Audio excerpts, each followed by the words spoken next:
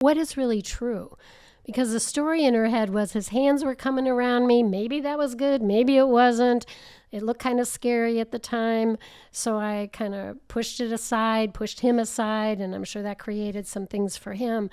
The truth, as we got talking about that, is he's been very kind and gentle, and they've both been enjoying touch. And so another truth is it probably is confusing to him. Sometimes I feel like it, sometimes I don't. So learning to share those three basic things. What's the story going on in my head? What am I believing about what's happening here? What do I need? And also, what is really the truth here?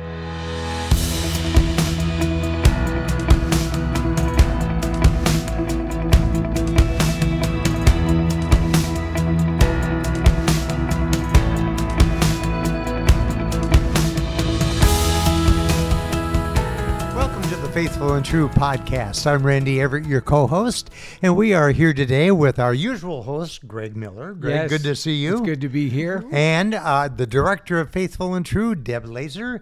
Deb, it's so great to have you here. Thank you. I like being here too. We're looking forward to today's conversation about triggers. Yes. And probably it's good to start with an understanding of what a trigger is. And one of the ways I talk about it is a trigger is an internal reaction to an external stimuli. And one of the things that we've talked about is that triggers are involuntary. We don't choose to be triggered, we just are triggered. And it's also true that triggers aren't all bad. Right. Like I still have a trigger that comes up for me, which is kind of a happy memory of a fragrance of a cleaner that we used at the theater where I first worked. Okay. Making popcorn. Yeah. And Nostalgic. the cleaner was what we had to use to wipe down the counters and everything, and I can still bring that fragrance, smell, whatever you want to call that, up and think about that time. Right. So they're not always horrible, but I think oftentimes we do think about them as things we would really like to avoid. Right. Yeah. And I think part of it is not just what the trigger is, but sometimes we want to avoid whatever our reaction is to it. We don't either like who we show up in the trigger, or we don't like the fact that it triggers grief or sadness or maybe one of those emotions that we would rather avoid. But the reality is triggers, if we steward them well, can actually bring insight into who we are and maybe what our need and how to move forward. Well, I certainly have a lot of women that want to ask about how to handle their triggers, especially after discovery of infidelity. And it's true, they get very hard, and we often have trigger after trigger after trigger, and it gets exhausting. And again, I think when our desire is for them just to go away and leave me alone, we're all also fighting that emotion as well. And so I begin to talk with them about whether we could learn to accept a trigger as something that wants to teach us something. And I know in our book, 7 Desires, I brought a copy because I had something I might want to read, depending. We talk, or I've named triggers a long time ago as anointings, which may seem like kind of a funny word to use, but it was really something that came to me after having help with a lot of mine to understand that they were teaching me things about myself. And they were also leading me to know some things I needed. And so when we learn how to interrogate a trigger rather than run away from it or avoid it, we can actually learn some things about ourselves, and we can also learn how to talk about them. I do think there's kind of a process with a trigger. And the first thing is when we are triggered, the best thing to do is just own that we are triggered. Like you said, we may want to dismiss it, we may want to ignore it, we may want to avoid it. And yet all of those things actually create more chaos. And so if we are triggered, we are just going to own that we are triggered. I think the second step is then we communicate the fact that we are triggered. One of the things that we can teach the men is that when I am triggered, I don't isolate, I bring that to my community, because when I am triggered and in community, I'm actually in a safer place. And then the third thing is very much what you were saying is I use the language that we release the trigger and yet we can't release the trigger until we understand what the trigger is trying to tell us about ourselves. Mm-hmm. Well, I'll go back and tell you what the steps are that I tell the women, because they're a little bit different. And I think in a way they can combine with what you're saying. And you know how practical I am. So these are going to be very practical. What is true, and we talked about it a minute ago, is that a trigger is going to create an emotional reaction inside of us. And so oftentimes, depending on how hard the trigger is, how many of the desires, as we talk about, and I'll mention more about that in a minute, but how many things it taps into inside of us. Does it make me feel unsafe? Do I not feel heard here? Do I not feel included in what's going on? Do I not feel safe by the touch I'm getting or not getting? All of those kinds of things we talk about as 7 desires within us. The more of those that are tapped into when a trigger shows up, probably the bigger reaction we're going to have. And so that reaction can lead us to not even like who we are, really, when that comes up and how we respond to it. And that's why one of the things we want to work on is just to be a gentle observer of, is that something I want to continue to do, or do I end up not even liking myself when I end up and do that? So we want to be aware of the emotion that shows up, but more importantly, I really want women to think about what's the story in my head when this trigger comes up. Just this morning, I was talking with someone, and her trigger was that her husband threw his arms around her, which could be a loving kind of behavior, and yet she was very triggered immediately by it. And so when we talked about what's the story going on in your head, she said, well, we haven't spent a lot of time together, and I'm not sure I'm ready for that much touch. Plus, I didn't know exactly where his hands were going to go. And so in a way, I didn't feel particularly safe about that. I felt uncomfortable. So that was a good information for herself. And I said, what are you wanting when that happens to you? What is your need? And she said, well, I'd like him to know that while some of our touch lately has been very nice, this particular one wasn't feeling the greatest. And I said, well, did you happen to share any of that with him? And of course she said, no. And to your point, Greg, that's where really this starts in terms of working on them, is naming that I'm having an emotional response and also claiming that it is my response. So it becomes, as an adult of our own lives, our responsibility to start talking about them. If we would like to connect with someone else to be known about what's going on for us. You know, one of the things that I hear in this situation is there were times that his touch was welcomed. There were times that it was connecting. And so you're right. It's about asking the question, what is different about this time? And for the husband, it may be very confusing because he was wanting just to be affectionate. Maybe he had good intention. They had been touching in other areas. And so when someone else is triggered, it is also important for us to listen to why this time felt different or what else might be going on. Right. So that would be the third step that I would want to talk to a woman about. What is really true? Because the story in her head was his hands were coming around me. Maybe that was good. Maybe it wasn't. It looked kind of scary at the time. So I kind of pushed him aside, and I'm sure that created some things for him. The truth, as we got talking about that, is he's been very kind and gentle, and they've both been enjoying touch. And so another truth is it probably is confusing to him. Sometimes I feel like it, sometimes I don't. So learning to share those 3 basic things. What's the story going on in my head? What am I believing about what's happening here? What do I need? And also, what is really the truth here? That can really simplify listening to triggers and at least acknowledging them quickly to especially get to what do I need. Right. I think really, like so many things we talk about here, they're messengers to us about things we need. Right. And even the question of, was there something different about this time? And one of the things I heard you say is that he came up behind her, so she may not have been aware of that. So it engaged her startle reflex too, that this thing happened that she wasn't expecting. And so that can be a contributing factor as she gets in there to figure out, okay, what is going on for me? Why was this experience different? And of course, as we teach here with the iceberg model, if some of you listeners know of that about what we do at Faithful and True, there would be other layers of truth that are going on here that we could choose to talk about. For instance, sometimes when our reaction is very big, it's not only about the moment, it's also about maybe something historical. And as you bring that up, Greg, the fact that he came up from behind her, there's also a truth in her story that she was molested in her life at some point. Right.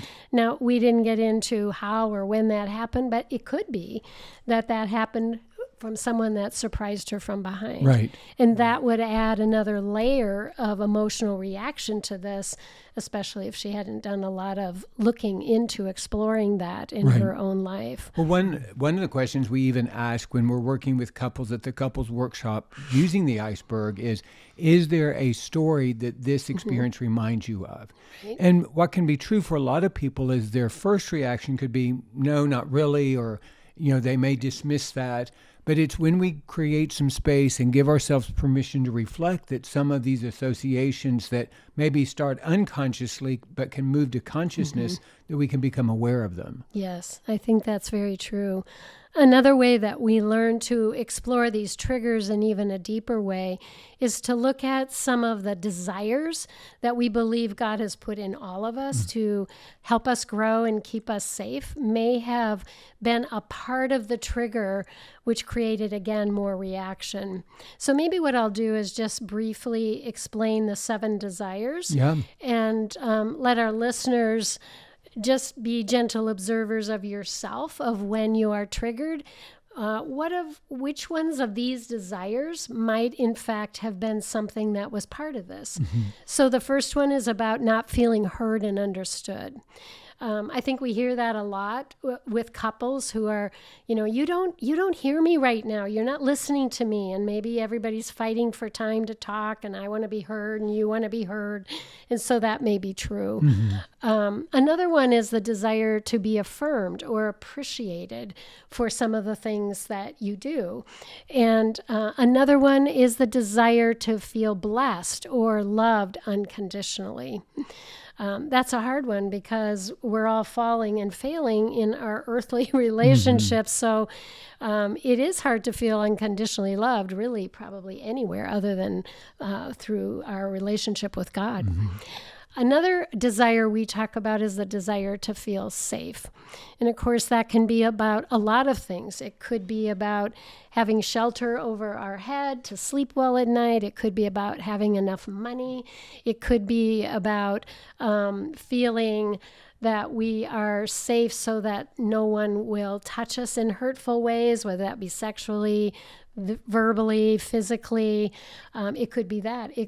I think one of the greatest desires to feel safe is to not be all alone. Right. And that is a big one we hear about here a lot, is that, if I don't keep this person happy or safe or whatever in my life, that they'll walk out and I will be all alone. And that's a very scary place for almost anyone to think about. Yeah, we talk about 2 kinds of woundedness. One is invasion, and that's something that happens to me. And the other is abandonment. And if there's any sense of threat in those areas, it makes perfect sense that particular situation doesn't feel safe. Right. So 3 other desires would be the longing to be touched in a non-sexual, physical way.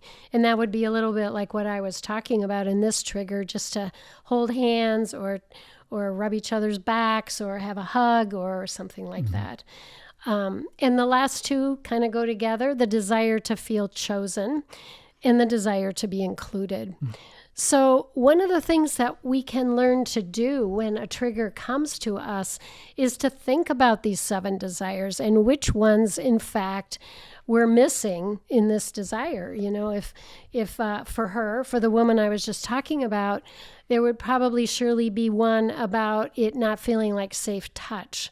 And safety in general. Was it going to go somewhere else, or was it going to just be a gentle touch here? So those two would probably be big ones. Maybe it was about not being included either. Like, was this okay? Right. This new kind of touch was I asked if this was okay, and I needed to be included in that decision. So you can see that possibly three of the desires just in this one small trigger might have fact been playing a part in her reaction. Well, and I know for a lot of couples, it can be that heard and understood, especially, I'm going to speculate, but let's say there's a couple where the wife has said, yes, you are welcome to touch me as long as we talk about it first. Well, in this particular case, if someone is going for a hug, but they've not had a conversation about it, it makes perfect sense. The desire is to be heard and understood because she asked for something and that wasn't honored. Yes. The thing about heard and understood is our yes is respected and our no is respected. Absolutely. So then how do triggers become anointings? I'd like to just take a minute or so to talk about that, because you're still not believing it, are you, Randy? No, I got to convince you. You've done fabulous prep on this. You're just going from one point to another. That's great. Well, the way I believe they become anointings is if we really pay attention. I would suggest even journaling triggers for quite some time. And triggers that happen everywhere, not just from our spouse, but from our kids, at our workplace, with our friends, wherever. And because they do come from everywhere. And as we begin to journal our triggers, and if you're willing to pay attention to those desires and which ones are not be attended to during a trigger, what I believe you will notice is there are some themes that show up. Usually a couple or three might be the same ones that show up again and again and again. And what we've come to know is that that can be a very good indication that there's a lot of old pain around those desires. I know for me, giving my own personal example, that one would be about not feeling chosen. I know I share this example probably too much, but it's always right there in my life. It's a good example, and it's yours. So. Being born a twin, we shared life a lot at school, friendships, and so forth.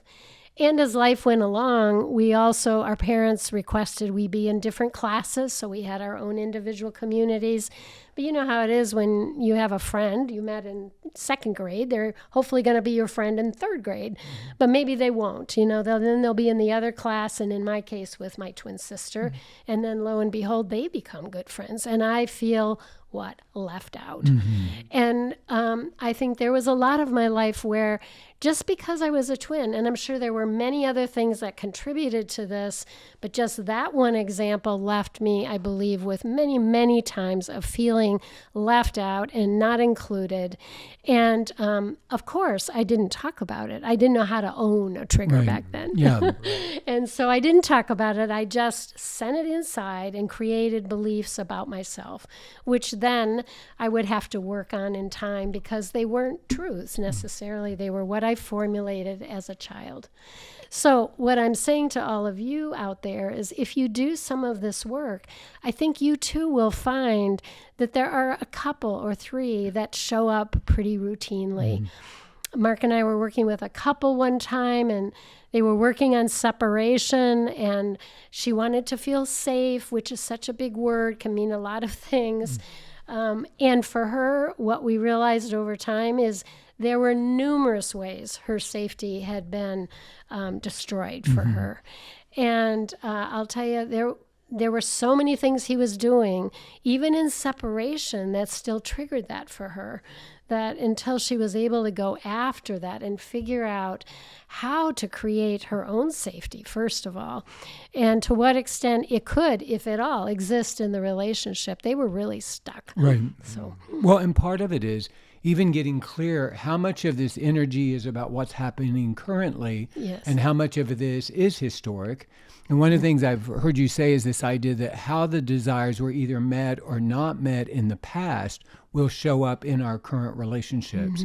And so if I'm trying to, investigate, and I like this idea, be a detective to your own life, I can either start in the present and try to identify what's getting triggered now, or I can go back into the past and reflect, how were these desires met or not met in my significant relationships growing up? Yeah. And I do think, like you've said, these themes pop up. And, one of the things I believe is that we have the capacity to identify issues that we have hypersensitivity to that come from experiences in the past. Yeah. And so, for one person, safety is hyper vigilant. They're always looking for it because it was so absent. Or they had experiences where touch was unsafe. So they're constantly scanning, is this touch going to be safe? And so, yes, some of it is about what's happening currently. And yet, if we don't identify the past and address the past, they'll just keep showing up in the present. Yeah. I always say it's like we have antenna for those desires that we really didn't have met. And some of ours are really up there. I mean, we can pick out things miles away. And others of us, it's like it never occurred to us that that was a problem. Right. And so, like you say, what I like is your story about the $100 reaction, So share that with you, because it really works. Yeah, the here. idea is if I'm having a $100 reaction to a $10 issue, I got to figure out what the other $90 are about. Yeah. And just to give a context, so $10 may be about what's happening in this moment. $30 may be about the recent history of that, and then $60 of it is about the distant history. And the example I would use is, let's say I'm having a reaction or response to my spouse. Well, $10 is about today, whatever this issue is. $30 of it may be about the history of that issue in our relationship, but $60 of it even predates my spouse and has nothing to do with him or her. So until I figure out what that $60 is about, I'm going to keep bringing it into my current relationship, but there's not going to be resolution because it's not about what's going on now or even in the history of our relationship. Yeah. I often say one of the best gifts you can give your spouse is to deal with the issues and the history that have nothing to do with him or her. Yeah. And that takes some effort and energy and also some expertise to get in there and dig and find out what it might be. So let's teach our audience a safe way to use this analogy you have, okay? Because it would be real easy, wouldn't it? And we're having a conflict and somebody says, you're having a $100 reaction and this is a $10 deal. What's going on with you? Like, don't do that, okay? Yeah. That's the what not to do. That's what not to do. Here's what maybe what to do is to own it and just say, man, I realize I am having a really big reaction here. And I want to take some time and figure out what all this might be about. And I know some of it is about now, but I want to go and explore what the rest of this might be about. Right. And that's what's called ownership. And ownership, when both people are doing that regularly, gives you the opportunity to grow closer and also to talk about the things that are relevant to you. Right. So, and even identifying the significance of a reaction can be very complicated because if I grew up in a home where lots of people had big reactions, I may be having a big reaction, but I think it feels very typical and normal. Or if I grew up in a home where there weren't very many reactions at all, my spouse may be having a proportional reaction, but to me it feels so intense because it's so much more than what I'm used to. Yeah. And that's why I think it's important we don't start with our spouse's reaction, but we look inwardly to see what's going on in me, what's getting triggered in me. And probably some of the most challenging couples work around triggers is knowing that when my spouse is triggered, I get triggered by my spouse. And then we can just be off into the races of chaos where we're just responding to each other. And it's important to know that, yes, I get triggered by my spouse's triggers, and I'm still responsible for owning and taking care of whatever's getting triggered in me versus wanting to look at my spouse and what's getting triggered in him or her. Yeah. Knowing we were going to talk about this today, I had a little test going with all the people I was talking with. And usually there's some issues going on that we share when we start talking. And in every case I asked, because she was triggered, what did you do when you were triggered? And almost every time what I heard was nothing. So that's where you have to start. And owning is just saying the same thing is I'm willing to start talking about this. And we would love to know that we would like to think, I should say, that our spouse just knows we're triggered, and they might come finally forward and say, is there something wrong with you? And sometimes we do that because we can see a trigger all over somebody.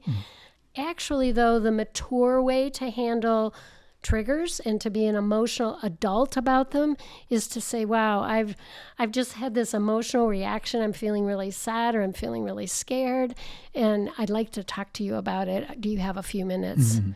And then we learn to talk. And like you said, this is a lot of what we do at the couples workshop too, is we practice how to do that. It's so unnatural, really. So much more natural to go into a stress response, either say nothing or start fighting, fight back, fight or flight. One thing can be true is I'm triggered. I can own I'm having a strong reaction, and I don't know what it's about. And so part of what I can do is say to my spouse, I'm triggered, I'm not sure what it's about, and I'm going to talk to my community. I may process this with my therapist, and as I understand what's going on for me, I will bring that back to you. Because if we're not very self-aware, just knowing that we're triggered is progress. And we may need some help to get in there and figure out everything that's going on for us. But in time, what felt so awkward and challenging, if we keep practicing it, eventually will feel very comfortable and natural. Yes, it will. And that's the hope, that practicing this kind of talking about things that are hard for us becomes just second nature.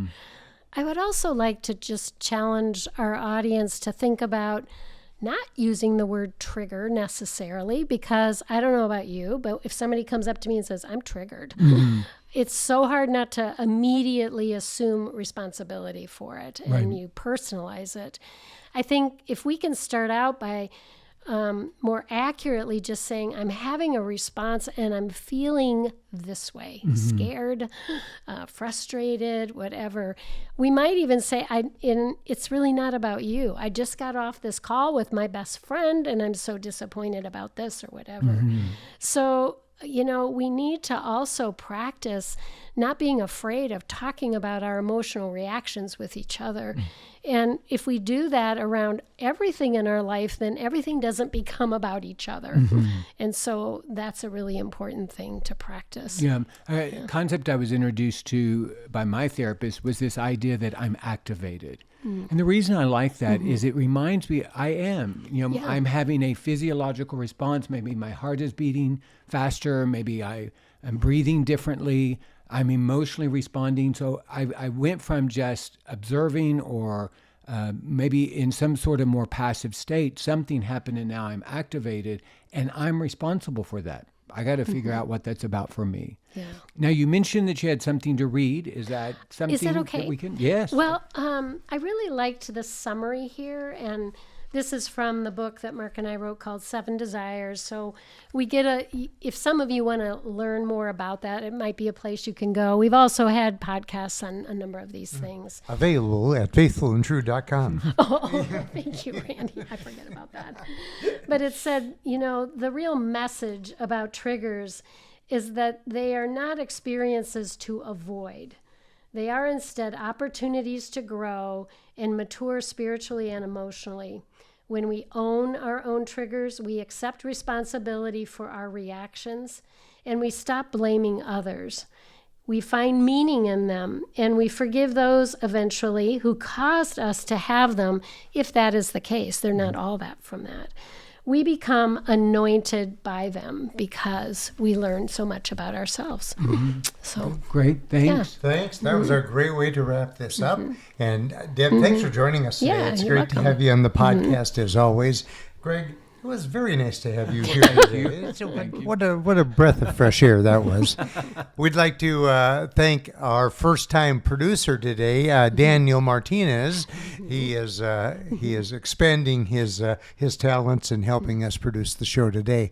We'd like to thank you for watching and listening to today's podcast. We hope that you'll visit our website, faithfulandtrue.com, where you'll find lots of resources. You'll find over 550 podcasts similar to this one, but a variety of subjects that we hope will be beneficial to you. And we also have the information and online registration capabilities for our 3-day intensive workshops. We feature and host the Men's Journey Workshop every month.